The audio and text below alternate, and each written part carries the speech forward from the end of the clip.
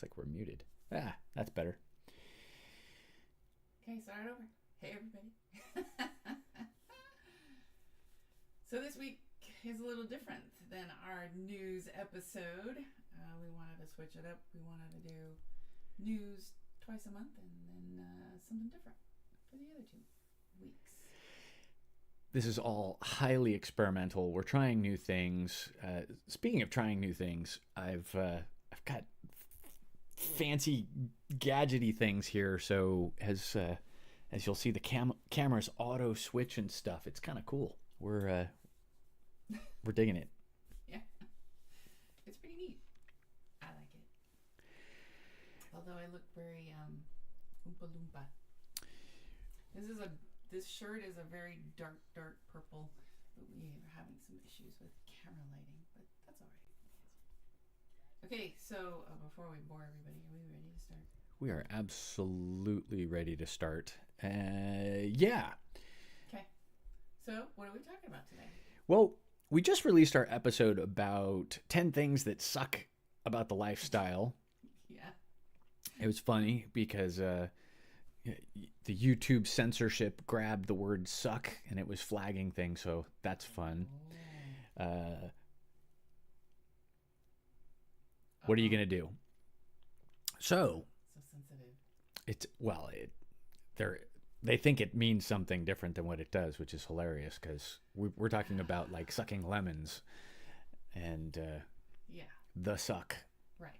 Not the other kind that we usually talk about on this kind of podcast. Right.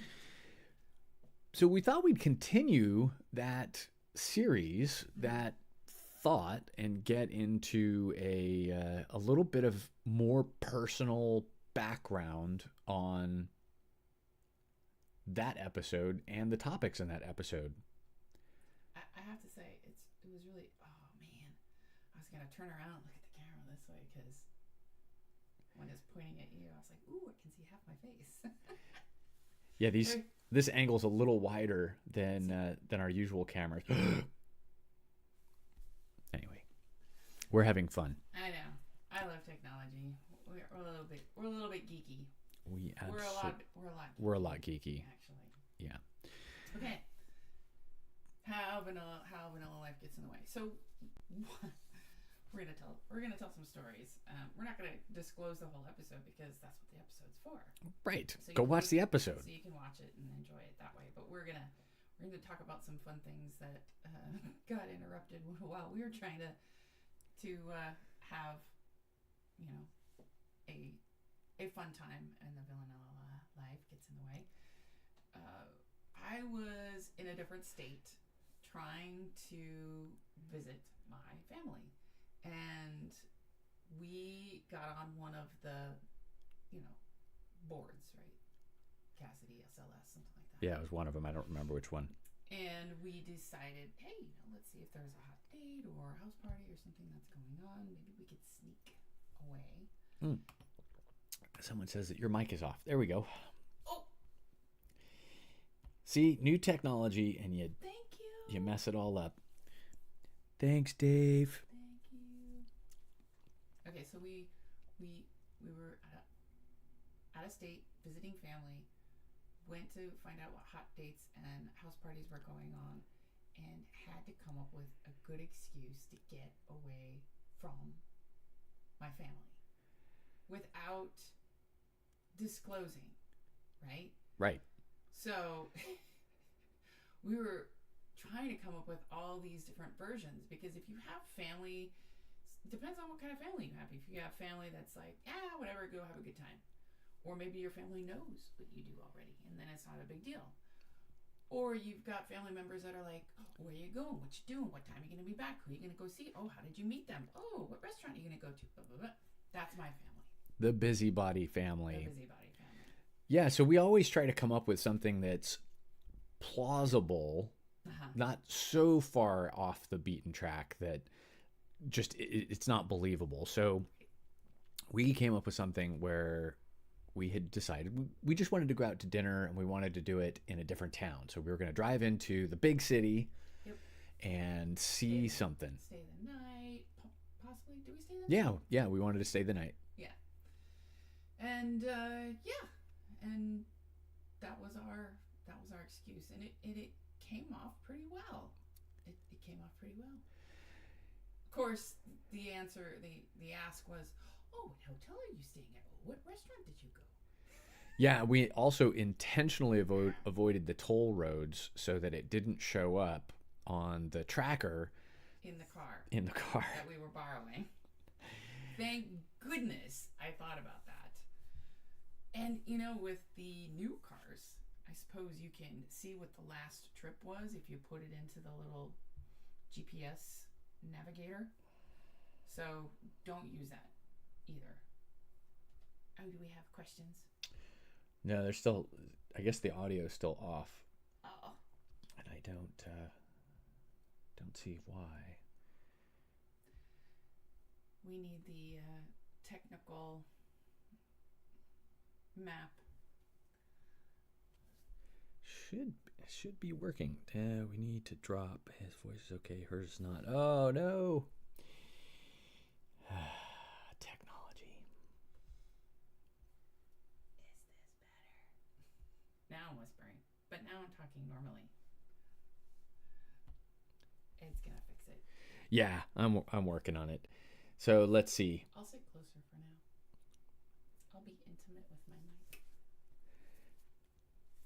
Maybe I'll do a little ASMR. I did a little bit of that for our patrons, but I haven't done that lately.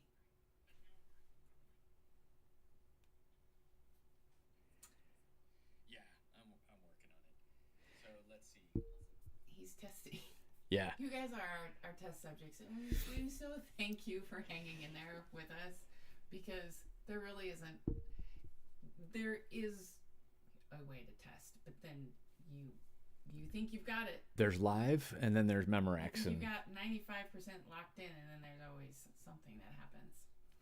So we appreciate your patience. But if you have questions on your board, just put them in the chat.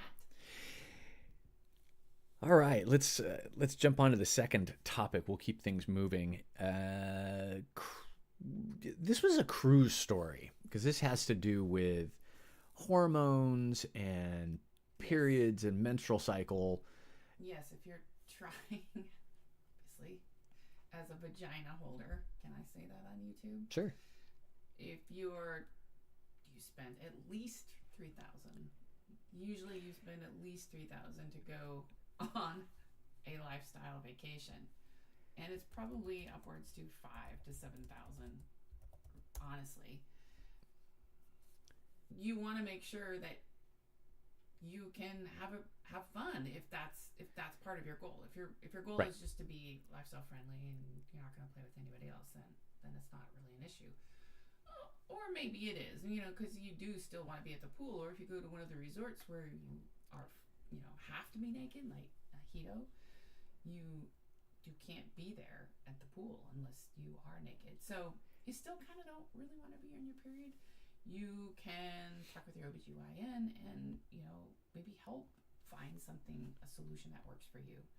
You can do the cup, or you can maybe go on birth control pill for a little while to stop your period. Whatever is best for you, obviously, whatever you can do. And if you're perimenopause, then you just never know when it might show up. And that's the challenge us women have. And that was my challenge for a while. Yes. It just randomly showed up.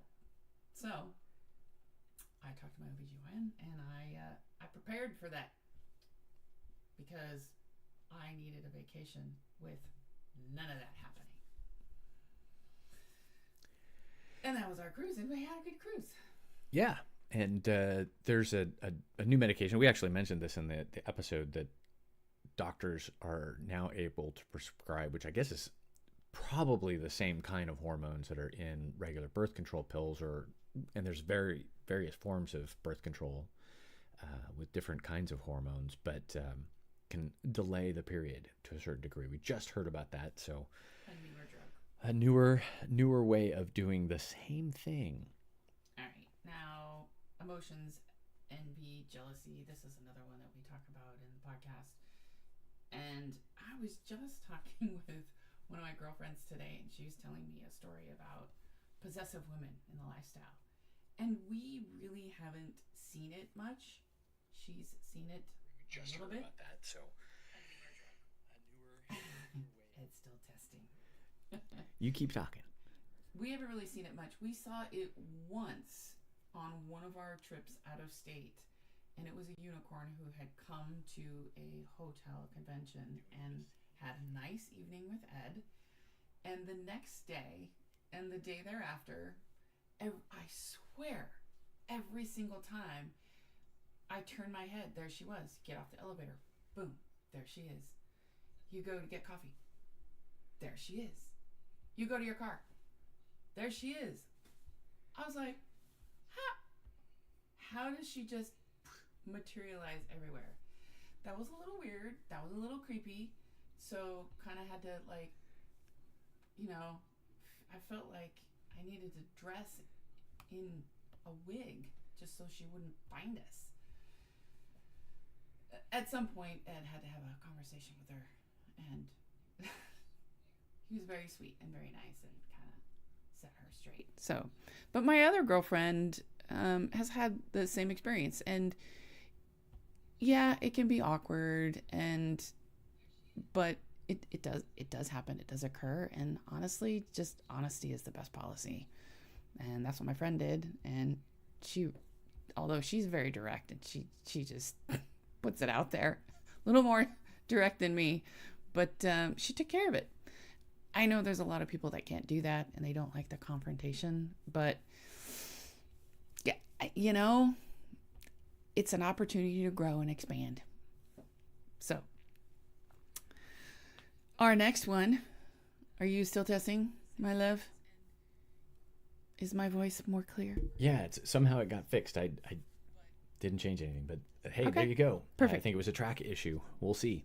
All right. We will get it sorted out. This is our first time with OBS, and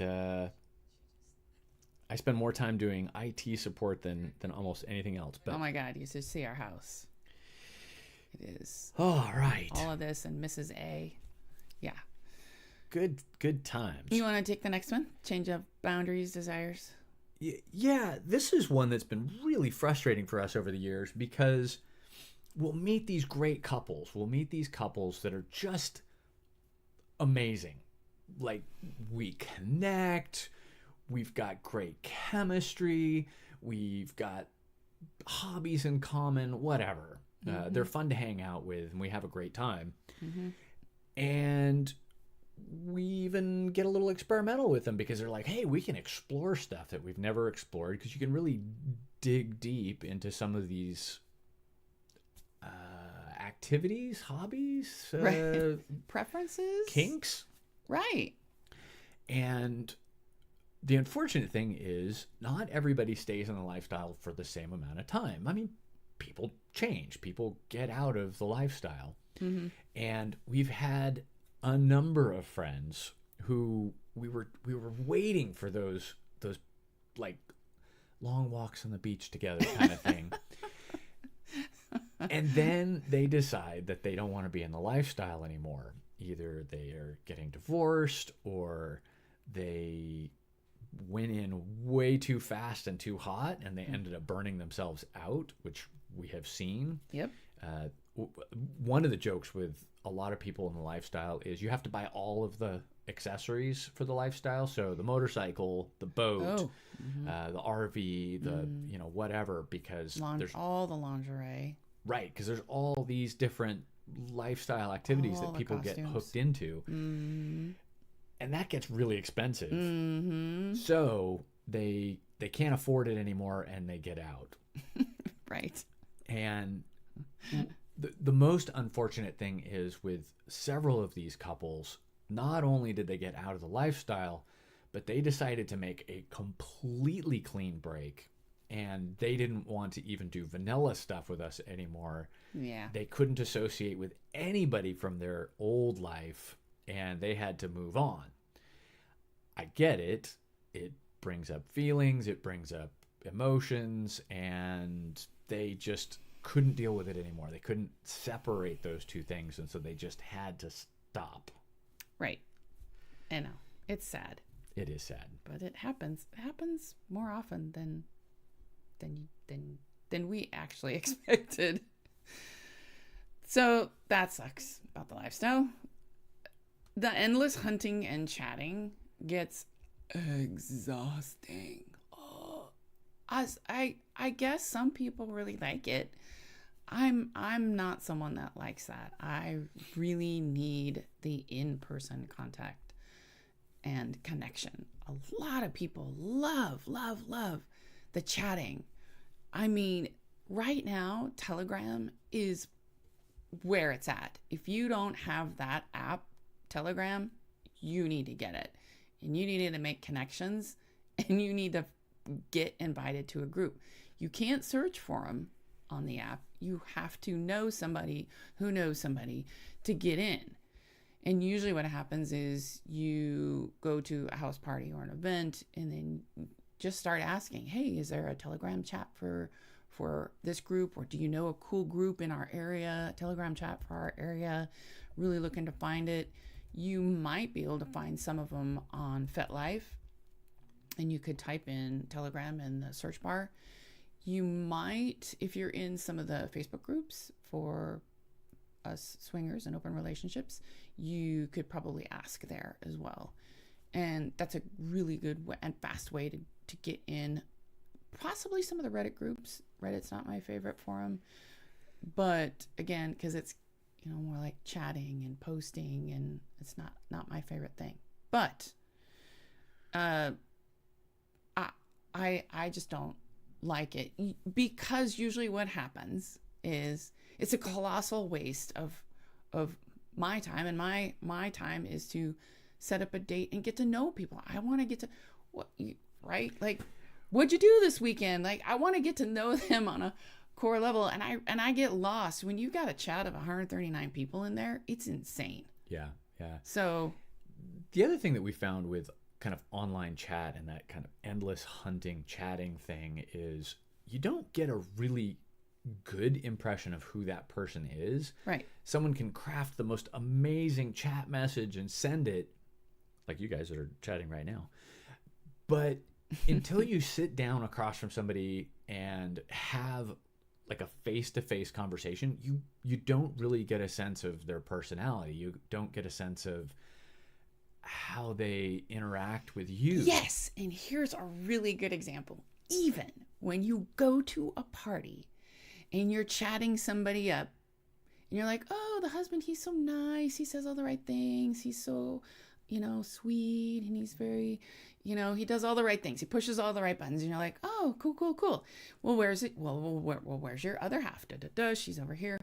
But, she's kind of aloof, and you think, well, it is a busy party. You make some excuses, and she just doesn't maybe have time to warm up to your other partner, right? So you're like, right. Okay, cool. Let's set up another date. Let's really get to know them. You go to the other date, and you're like, wait a second. They are really not on the same page. Right. And right. you won't know that. You won't know that in a chat. I mean, I didn't even know that at the Halloween party. So I was like, you just, sometimes you win some and sometimes you lose some.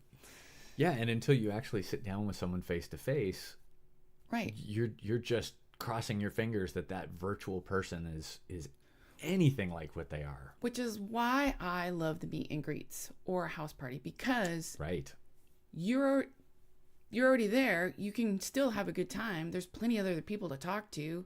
Your partner's there. You can have fun with them. Even if you don't play with other people, you can play with your other partner and enjoy the rest of the party. So it's not like the night is lost, right? Otherwise, it seems like your time is kind of wasted, right? Because what's the come away? Right? What did you gain? Exactly. Well, speaking of getting together with people, we talked about flaky people. Oh, yeah. And what kind of a buzzkill that is.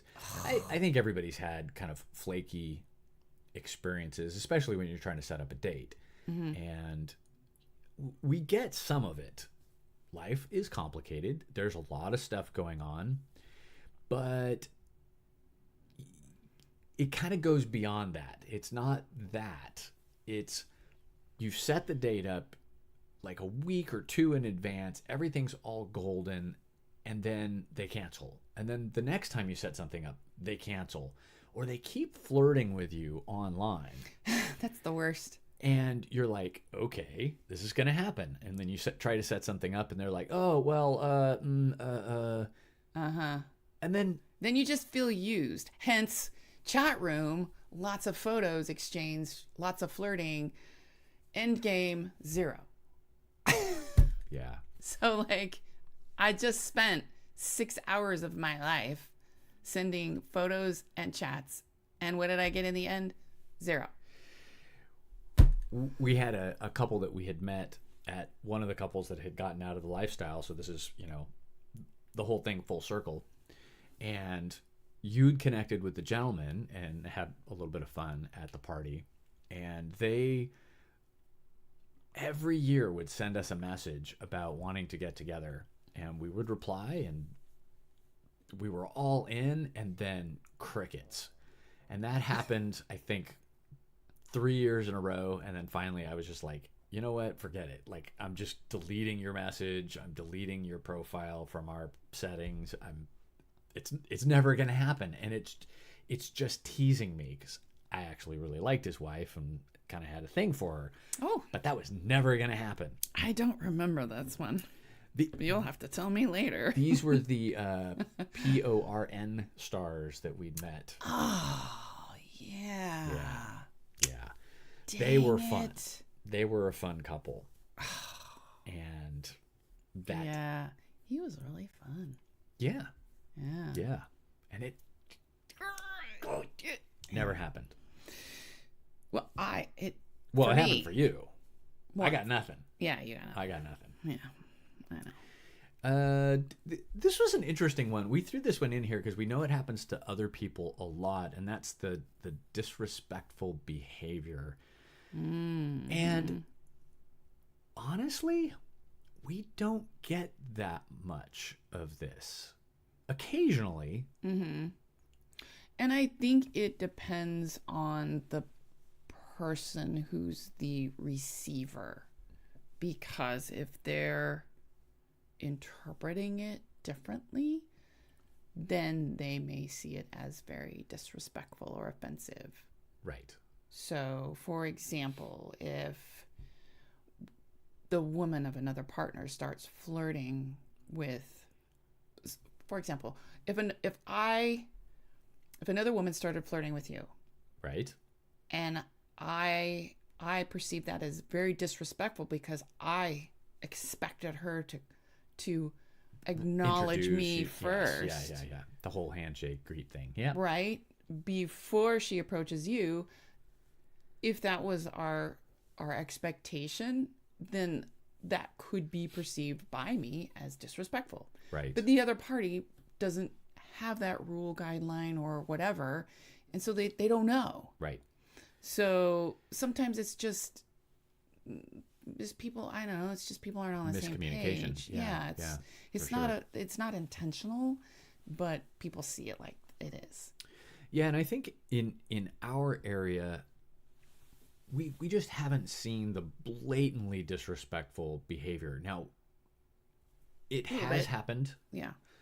We've had some gentlemen who were more handsy than they should have been and not asking for consent. That has happened to you a number of times. Mm-hmm. And that has been really hard to deal with and to process, because it's so out of the ordinary for us. Yes. And you know what? That's interesting. I've never really thought about it as disrespectful. I always think of it as a violation, which, I mean, Right. It is disrespectful, but I'd never really used that word to describe it.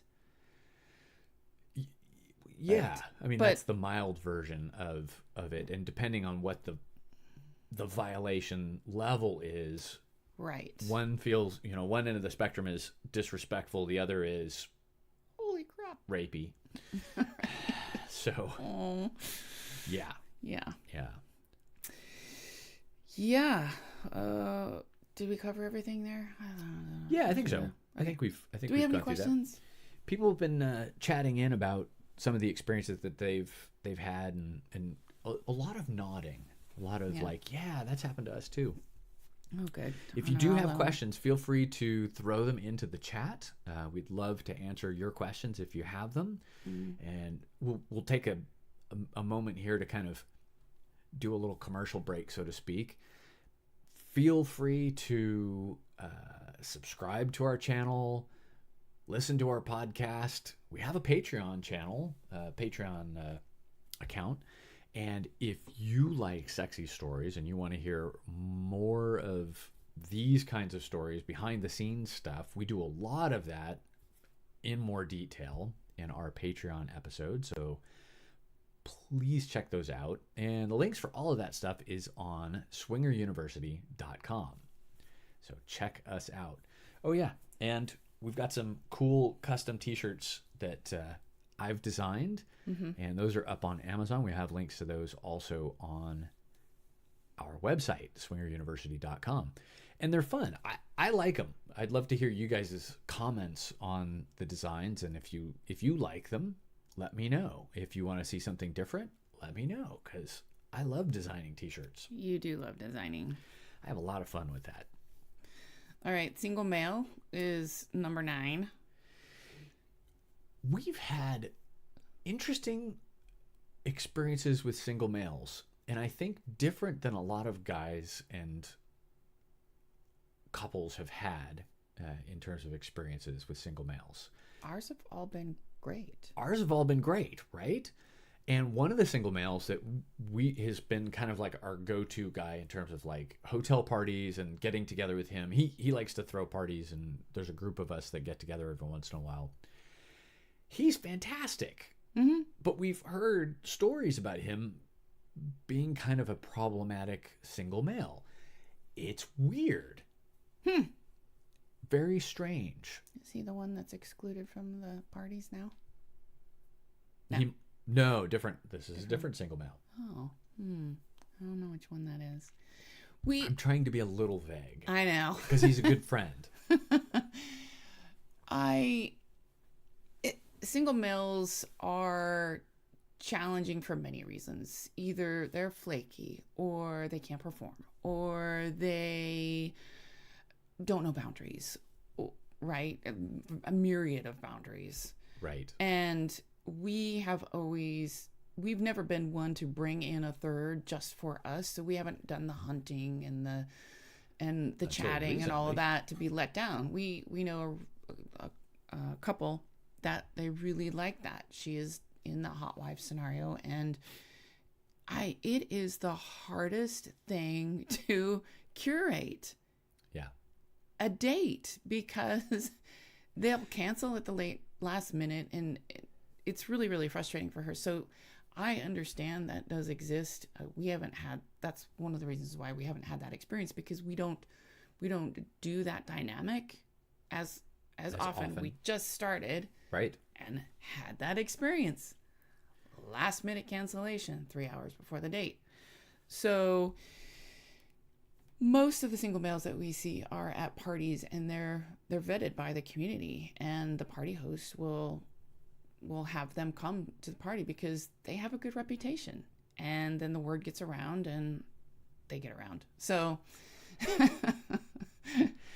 yeah, and I think that's the thing. And we talked about this as being a good solution, and that's talk to the couples who also play with single males and just find their favorites. And those guys that do a good job, that are respectful and courteous and all of the Boy Scout oath things, tend to get repeat business. Oh, yes. So if you're a single male and you're listening to this, keep that in mind, that you will get a lot more business if you follow the rules and get along with the couples. Yeah, but there's I can just hear them going, oh come on, oh my gosh, what are the rules? What are the rules? So, what are the rules? What are some of the rules? Well, show up on time, be respectful, be well dressed, good hygiene, Have swinger insurance on board. have swinger insurance on board, uh, and then just general conversational communication stuff. Be respectful to the couple. This is their relationship. You are coming into their relationship, and so don't expect that you can come in and be the alpha male. Although there are couples that play with that dynamic and True. do the whole cuckolding thing. Mm-hmm. But you kind of have to know what the scenario is with that couple when you come in. And as a friend of ours said, stay in your lane, know your lane. If you know what they need, if you know what they're asking for, then do that. Don't play outside of that. Don't try to be the boyfriend. Don't try to get in between them. And I'm not going to give the best advice in terms of single male. There are a few other podcasts out there that do specifically for single males, and those would be your resources to go to. But it's kind of common sense. It's the same kind of thing you would do when you were dating an individual woman. You would do the same thing with a couple, and a lot of it just has to do with common courtesy and grace, and it seems to be lacking sometimes. So number 10 is too aggressive play partners. We got a question. I'm gonna jump to the question because why not? Because Matt asked a question. He says, off topic, but is it frowned upon for a non-couple, like friends with benefits situation, to go to couple events with? Actually, it's not all that uncommon. A lot of people who get involved in the lifestyle aren't actually married. Not a lot. There are some that are not married. They're long-term friends with benefits, long-term boyfriend-girlfriend situations. They maybe even live with each other, kind of like a domestic partnership. But we also know single women who will find a single male to just go to a party with them for that one single event. So it doesn't happen very often. Now, here's the trick.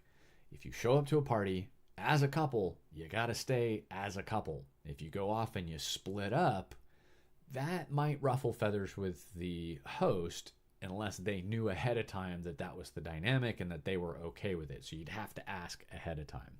Right. Because you showed up as a couple. So right. Stick and with that's how you present. And there's that whole definition of how you're presenting that night. Are you presenting as a couple? Are you presenting as a single? Right. And a lot of the hosts will charge a different fee if you're a single male or a single female or a couple. So that's also very important. Yeah, and I would say have a conversation with the host and find out what their rules and regulations are about that, whether they have any issue with it. I mean, if you and it's not that you don't tell people that you're not a couple. It's fine to say that you're a unicorn and a single male going to a party. Absolutely, be honest, be truthful. But it's just a matter of kind of, you got to be each other's women, and stick together so that one guy is not out trying to hook up with all the couples and his date is sitting on the couch. That's kind of not cool.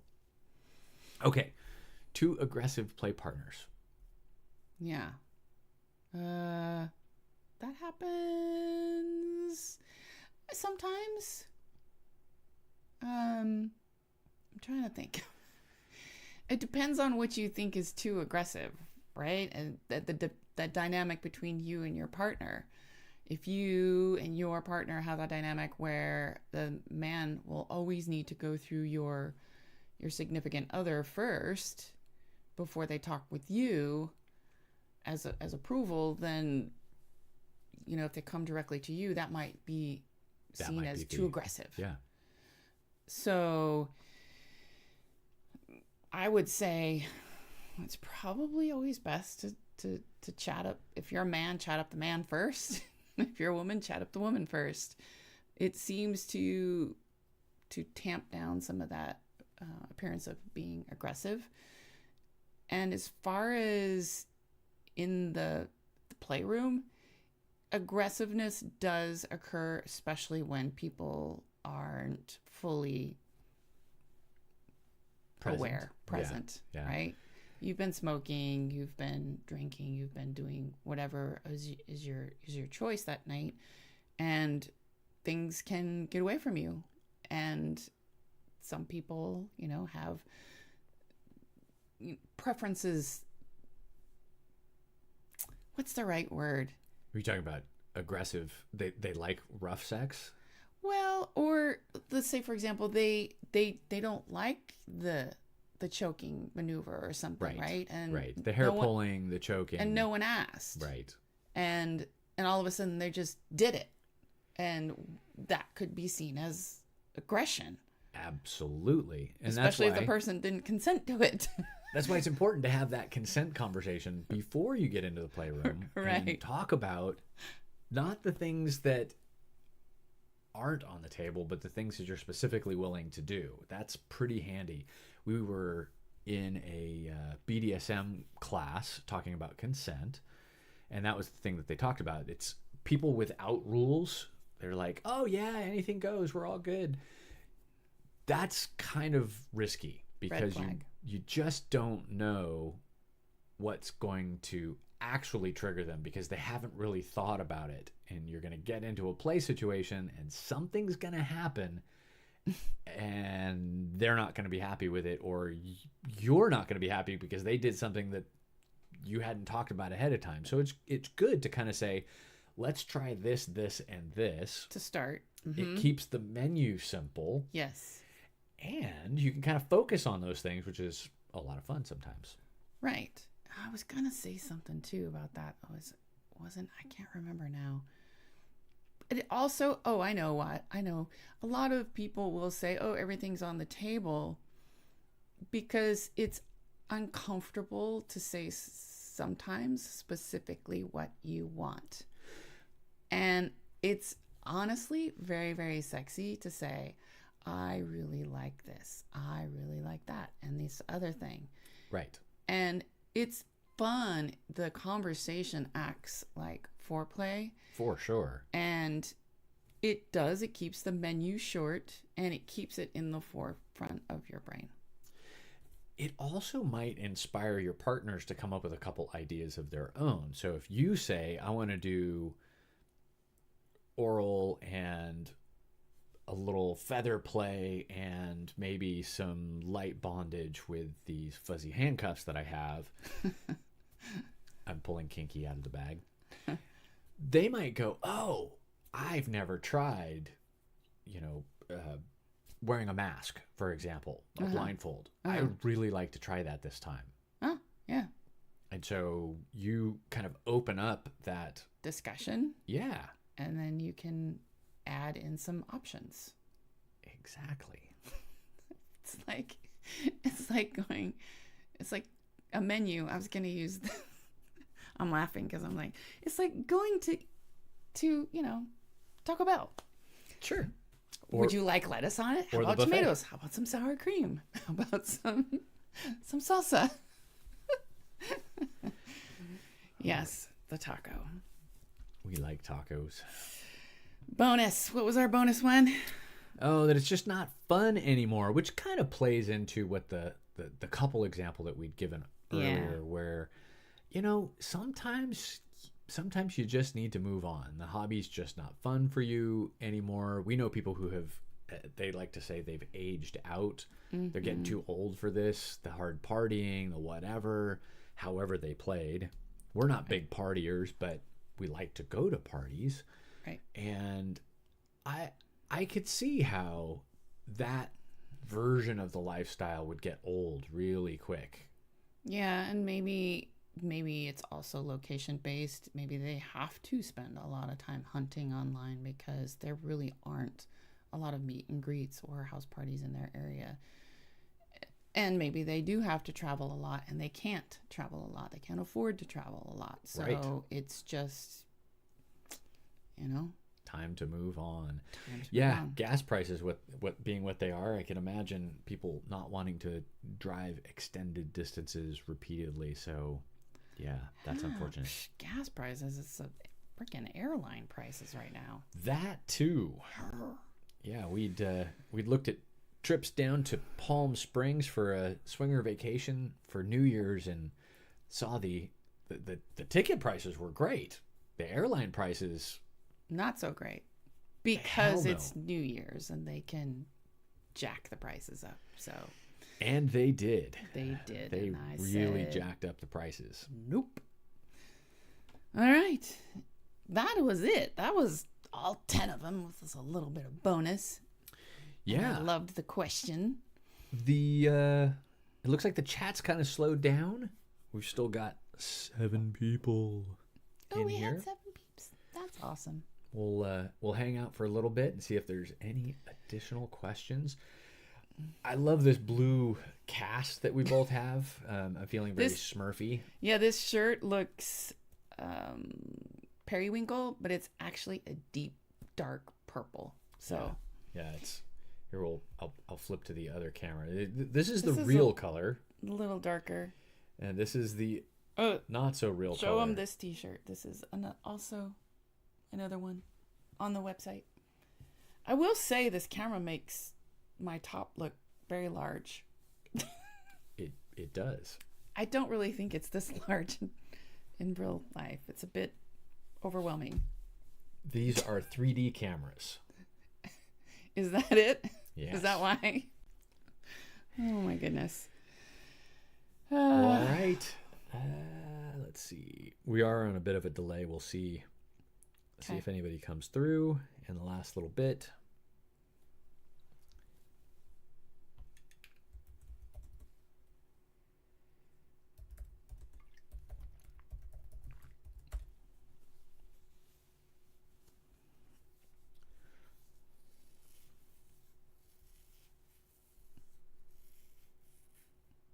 I can't wait for Christmas. I have no idea why that just popped in my head. I don't know. We don't even have Christmas plans yet. We have Thanksgiving plans. We do. We have no Christmas plans. But I'm ordering some Christmas presents already off of Amazon, which is exciting. Ooh. Just a few. Ooh, we got a question. Yes. What questions do you ask a new couple when you meet for drinks the first time? Oh, golly. All right. What's the first question we almost always ask? How'd you get into the lifestyle? Right. It's easy. There's always a cute story about it. You also get an impression of kind of who instigated it. And depending on how that situation goes, you get a good sense of maybe who's on board and who's not, which is kind of fun. We'll usually ask, how long have you been in the lifestyle? Right. How long they've been in the lifestyle. And then we'll usually start to ask, like, what kinds of things do you enjoy about the lifestyle? So do you enjoy group play? Are you more of, house party? Do you like orgies? Right. And I really like that question because it's very generic, that last question, because you can get a feel for how often they play. Right. And where they play. And so depending on how they answer that, we would really love to go to house parties, but we've never been to one before. And you're like, no, just kidding. I mean, if you're looking for someone more experienced, that might be a no-go answer, right? Right. But it varies. They will tell you what you need to hear with that question. A lot of people think that they do swinger things frequently because everybody's frequent is a different meter, right? Some people say frequent is once a year. Some people say frequent is once a week. So getting that question out there the way you said it will help kind of figure that out. And I'll take this question and the questions about question. I'll take it a slightly different way. And these are the kinds of questions that you shouldn't ask if you're on a swinger date. Oh, like? Typically don't talk about your job too much. It's okay to mention it a little bit because you get maybe you've got something in common with them.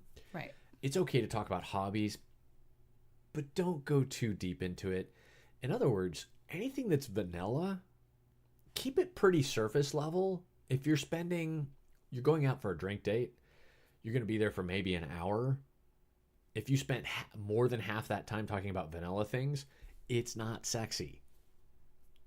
So for example, role play with me for a little bit. All right. So Ed, it's so nice to see you. I'm so glad you came out on the date with us. So what do you do? Well, I'm a podcaster. Wow. Oh, how do you like that? It's a lot of fun. Oh, very cool. Very cool. And then you could ask about the podcast, a little bit about that. And then what kind of hobbies do you like? Oh, I love the outdoors, love backpacking, love cycling. A lot of fun, a lot of activities outside. Oh, that's so cool. We love the outdoors too. We do a lot of hiking in the Cascade Mountains, and then you can start maybe talking about, some of the general areas or things that you like to do, but don't go making dates to go tenting together, because not on the first date. Not on the first date. But that's actually an interesting opportunity to talk about maybe skinny dipping in the mountains or other fun, sexy things. And so if you hear your date talking about those kinds of things, listen for those little clues to be able to kind of keep feeding the sexy vibe. Right, because sometimes typically people that like the outdoors also like nudist resorts. And if they say they frequently visit a nudist resort, you kind of get a feel for maybe how comfortable they are with their body and that environment in front of other people. So if you are a voyeur or exhibitionist, you're very comfortable in that situation and you want others to be as well, then that would definitely be a clue. Oh, Ed is getting all up in my business. Oh, my light turned off. Oh, look at that. Oh, I'm glowing. Whee! That's nice. Thanks. I checked the batteries before we even started, and apparently it was not good enough. All right. Okay, what's the next question? Daryl says, thank you so much for all the info you provide. I really enjoy listening to you too. Yay, thank you. We love that you listen to us, which is awesome. Yeah. We're helping one couple at a time.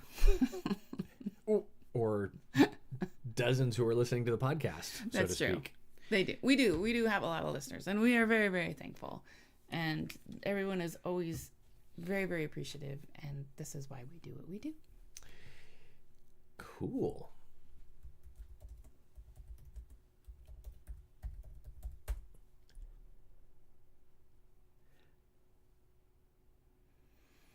So Ed's asking more questions while I'm sitting here chatting with you people, trying to hear your thoughts.